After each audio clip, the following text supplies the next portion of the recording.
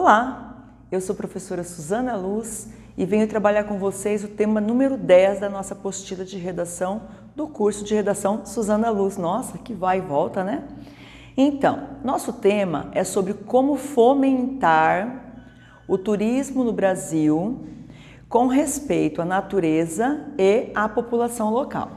Então, veja que são vários ingredientes e você tem que dar conta de todos eles. Primeiro, o que é fomentar? Fomentar é aquecer, elevar, estimular, fazer com que se desenvolva positivamente, isso que é fomentar. E vamos falar um pouquinho sobre turismo e daqui a pouquinho a gente fala sobre os recortes temáticos, tá? Será que alguém vai falar para mim que eu estou errada quando eu afirmo que fazer turismo no Brasil é muito caro? Veja, se eu for descontar preço de passagem aérea para ir para os Estados Unidos, ou para ir para a Europa, ou para a Ásia, e for pensar em preço de hotel, preço de alimentação, preço de passeios, colocando isso na calculadora, ou como dizia no passado, na ponta do lápis, nós vamos ver que ir para o exterior não custa tão caro quanto estar aqui no Brasil. Então, eu viajo, olha gente, eu já fui para a Suíça, 3 vezes para a Itália, França, Inglaterra, Estados Unidos, Egito, Israel, Paraguai, Argentina, Chile, Peru, e talvez esteja esquecendo de mais alguma coisa, mas estive em todos esses países. Eu nunca sofri um impacto financeiro tanto quanto quando eu faço orçamento para passear aqui no Brasil. Então, eu consigo ficar num apartamento em Milão por R$270 a diário casal, com o benefício, o conforto de ter uma cozinha à minha disposição. Para fazer o mesmo aqui no Nordeste, eu tenho que pagar quase que R$700 num padrão mais ou menos igual da Europa. Então, fazer o turismo aqui no Brasil não é atrativo para nós que moramos aqui e, ao que tudo indica, não é atrativo também para as pessoas que moram em outros países, para quem mora no exterior. Nos nossos textos de apoio, no texto de apoio número 4, para ser exata, vocês têm aí um comparativo que o Brasil, por ano, recebe menos turista no Brasil inteiro do que Miami recebe durante o ano. Miami, tá bem? Aquele lugarzinho pequenininho onde eu também já estive, certo? Então, o que há de errado? O que acontece? Por que é que nós não atraímos o turista? Por que é que nós afastamos o próprio brasileiro das belezas que existem aqui no Brasil? Por que eu conheço tantos outros países, mas, por exemplo, nunca fui para Manaus, né? Não conheço a Amazônia, nunca assim, me senti atraída por passear lá de barco. Será que é pouca propaganda? Então, aí é que está. Começamos a pensar na problematização e começamos a pensar também, paralelamente, uma proposta interventiva. Será que está faltando fazer propaganda das nossas próprias belezas e atrativos naturais aqui do Brasil? Para que eu não compre uma passagem aérea para ir para a Europa, mas eu compre uma passagem aérea para vir aqui para o Brasil mesmo?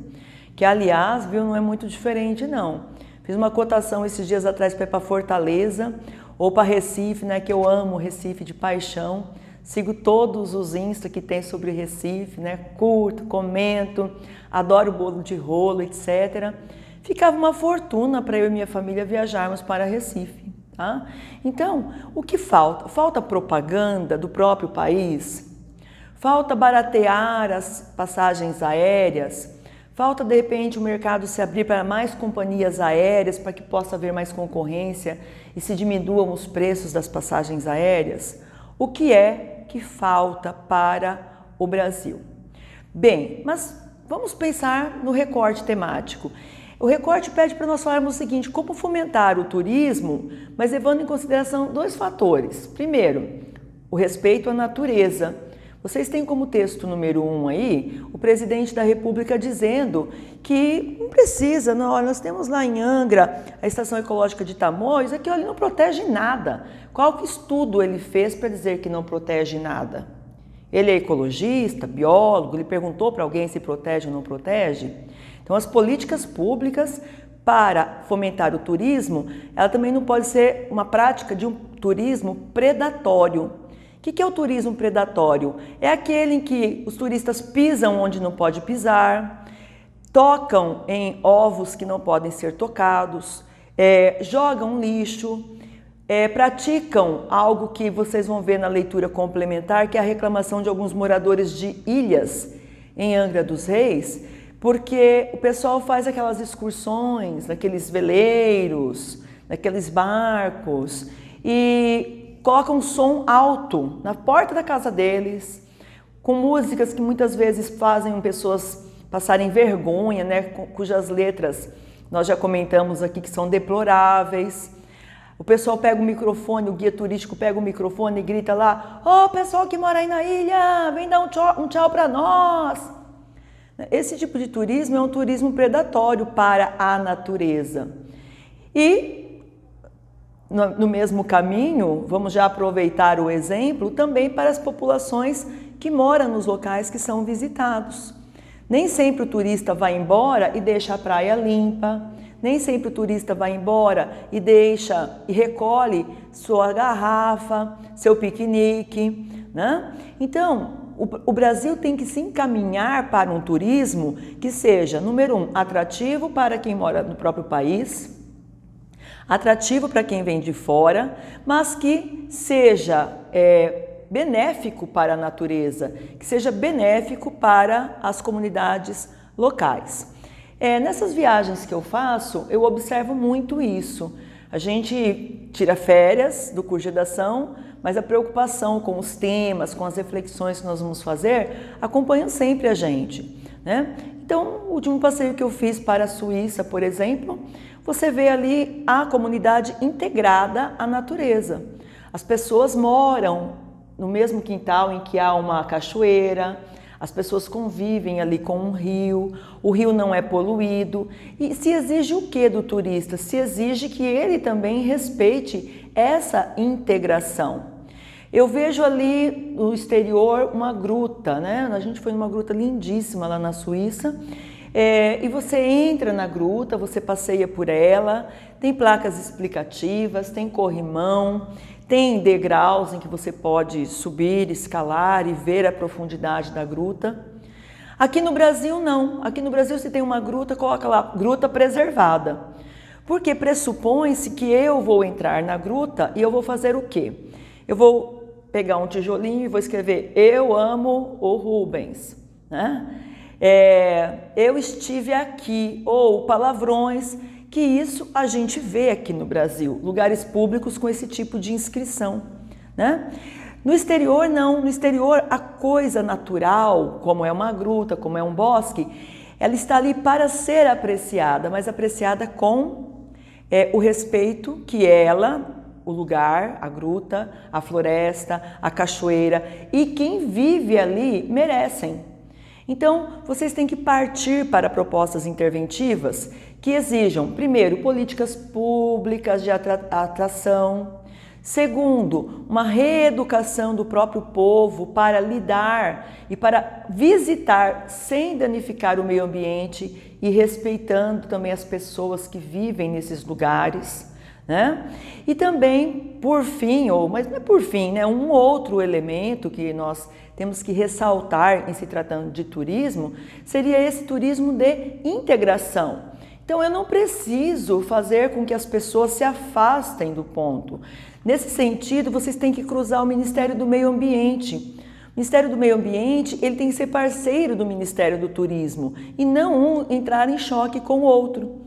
Porque não adianta, de repente, ter toda uma programação, existe um projeto, agora o governo federal está implementando, né, um programa para atrair o turista e o Ministério do Meio Ambiente fechar tudo, porque tudo tem que ser preservado, né? Isso não atrai o turista.